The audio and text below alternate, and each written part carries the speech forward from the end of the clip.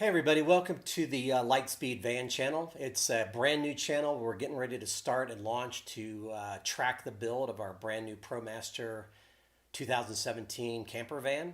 I'm excited about the channel. What we're going to do is a little bit of a different take from probably what you're seeing online today. There's a lot of videos out there about the van life, which I think is absolutely cool, and anybody that can do that, I absolutely applaud them. From what I'm seeing, and I think there's probably a market for this, is that there just seems to be a lot of complications in the builds. People are using these as basically virtual homes or apartments, and they're selling everything, moving into their van, and consequently their builds are very complicated. The vans look very heavy. There's a lot of complication, and I'm trying to get away from that. I wanna have a van so I can get out into the national park system and drive, and kind of unplug from the world and not have all of these things that I need to worry about, and a lot of the heaviness of the vans that are getting built today. There just seems like a lot of complication. So the purpose of this channel is we're going to start tracking the video, and our van's going to be kind of light and lean. So we're going to try to build something that has what you need and the basics, but we're going to build it very well. And we're also going to use lightweight components to keep the weight down. Helps with gas mileage. We're also going to just eliminate any extraneous items that you just don't need in a camper. Let's be real. It is about unplugging from your daily life, not taking it with you. So that's kind of the idea of the channel. Hope you enjoy it. Wanted to talk a little bit about the van that we bought. We bought a ProMaster 2500 159 wheelbase high roof, 2017. I bought the van used. It had 13,000 miles, and I paid $29,000 for it.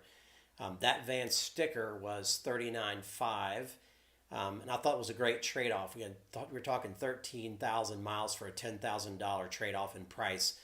I like to buy used, especially if the mileage is reasonable, for a couple of reasons. Number one, I have still a bulk of the warranty left. I have 5 years on the powertrain, 3 years on the regular warranty, and I have the bulk of that left. I only have 13,000 miles on the vehicle as well, so it's relatively low mileage, looks brand new, and I don't have to eat that depreciation, so somebody else can eat that $10,000. At this point forward, my depreciation off of that van is going to be fairly small year over year. The first big hit is always year one when you drive it off the lot, so we didn't have to eat that. Again, we went with base model 159 wheelbase, high roof.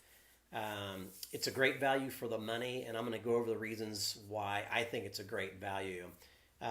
Couple things. The ProMaster, you can get it in gas and diesel. We got a gas version. The diesel model, the ones that I saw for sale typically were buybacks, or were way less expensive than the gas versions. And when I inquired about them, most of those were buybacks from the manufacturer. So the owner of the van had enough problems with it that the manufacturer had to buy the van back. So it kind of, honestly, it freaked me out. I just don't want that aggravation, so I just eliminated diesel.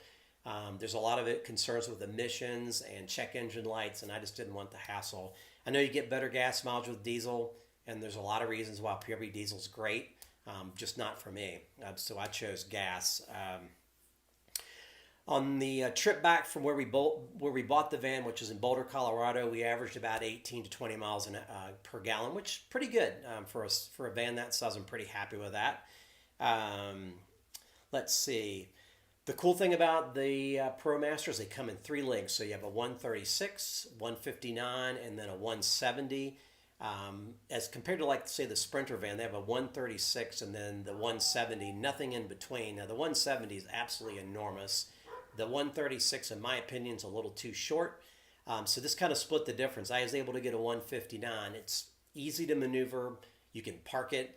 Plus, it has an extra couple feet of room to build out without being too long, which gives you some more room to put a full-size bed in there, for instance, and a little bit of room to spread out. So I kind of like the ProMaster because you have a wheelbase in there that gives you the best of both worlds, space without being too long, and it allows you to build some of the things that you want into the van.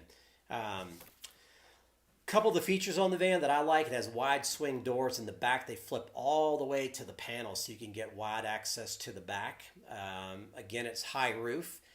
It has a 76-inch clearance, which is 6'3". So you can easily get around in that van with plenty of headroom. At the belt line, the side of the wall is 76 inches, so you could basically lie side to side if your bed was built that direction without having to curl your head up. And you have plenty of room there to put in pretty much a normal size mattress if you wanted to do that without having any issues with hitting the edges of the walls. The other thing nice about the ProMaster is that the side walls are relatively straight compared to the other models. Some of the other models, that the walls are curved in, which makes the build a little more difficult, and it kind of curves in at the top. The ProMaster is relatively straight, which is kind of nice for the build. The other cool thing about the ProMaster, it's front-wheel drive as compared to the other models. Why does that matter? A little bit better in snow and rain. The other cool thing is that the transaxle does not have to go to the rear wheels, which means that the floor height would have to be higher and you'd lose space inside of the van. The way that Ford gets around that is they just made the van taller. If you've ever been up against a Ford Transit, those are an absolutely enormous height. I mean, they're just huge. Without the transaxle going through the back, you have less height in the total all van, but you still have more headroom than compared to the other models, which is kind of cool. Couple of the other features, my van has Bluetooth, stereo, foldable power mirrors, and windows, of course. It has a backup camera, which in my opinion is absolutely essential, because if you ever try to park one or back it in, you'll understand that it's a very difficult thing to see. Overall, very happy with the van. I feel like I got a good deal. I went on Auto Trader and put in, what I was looking for, and just started the search. There's a lot out there. All the vans that I wanted, this one kind of hit all the check marks. I wanted low mileage, 2017 gas, and one that was relatively close to my home. I had to go drive there and go get it. Unfortunately, it wasn't anything local. So I was able to check all those boxes and was able to pick it up and close on it relatively quickly. So I'm really happy with the van. Hey, if it's good enough for Alex Honnold, it's good enough for me. That's the way I look at it. I hope you enjoyed the channel. If you have any questions about my van, please shoot me a comment below.